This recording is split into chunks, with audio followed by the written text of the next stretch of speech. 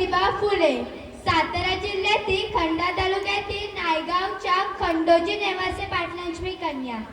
अवघ्या वयाच्या 9व्या वर्षी माझा विवाह ज्योतिराव गोविंदराव फुले यांच्याशी झाला.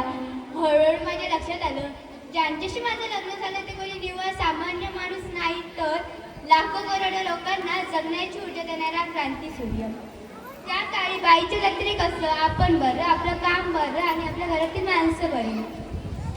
स्त्री आणि पुरुषांमध्ये लई भेद होता, पण त्याच्यावर एकच उपाय, तो म्हणजे शिक्षण.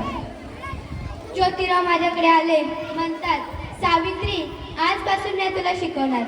आता झालंच. ओ आ ई उ बेके बे बेदुरेच्या बेत्रिकचा हाच ध्यास. मी आता वाचू शकते, मी लिहूही शकते, इतकंच नाही तर मी ज्ञानाचा काव्य रचू शकते. अशातच 1 जानेवारी, हो, शनिवार दिनांक 1 जानेवारी 1848 रोजी पुण्यातील भिडेवाड्यात आम्ही पहिली शाळा सुरू केली. शेळपाटासारखा जगला तर काम तमाम होईल, वाघासारखा जगला तर नाम होईल. समाजाचा आणि धर्माचा तर काय, धर्म बुडाला, धर्म बुडाला, धर्म बुडाला अशी कॉलेकळी सुरू होती. जर सर्वसामान्य माणसाला शिक्षण घ्यायचं असेल तर कसा धर्म बुडतो? इतका जगला तो असतो का धर्म? धर्मासाठी माणूस जगतो की माणसासाठी धर्म? मी शाळेत जाताना माझ्या चिखलफेक मी सहन केला, शेणफेक हे मी सहन केला, पण माझ्या सहनशीलतेचा आता अंत झाला. अशातच एक माणूस म्हणतो, ए टवळे, कुठं चाललीस ग? आमच्या पोरीबाईंना शिकवायचं बंद कर.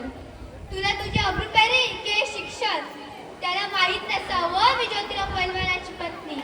अशी घेतली आणि मारली आणि सुनावलं, आज भेटलास फक्त थोबाड फुटलंय, परत भेटलास तुझ्या रक्ताने जमीन भिजवीन.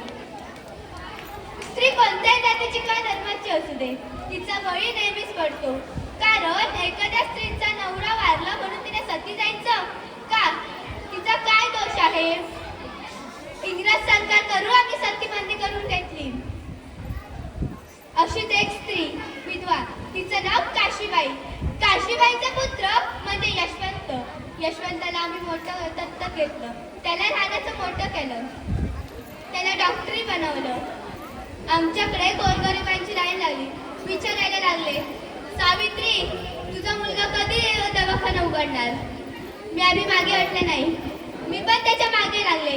यशवंत, आपल्याला दवाखाना उघडायचा आहे, यशवंत, आपल्याला दवाखाना उघडायचा आहे.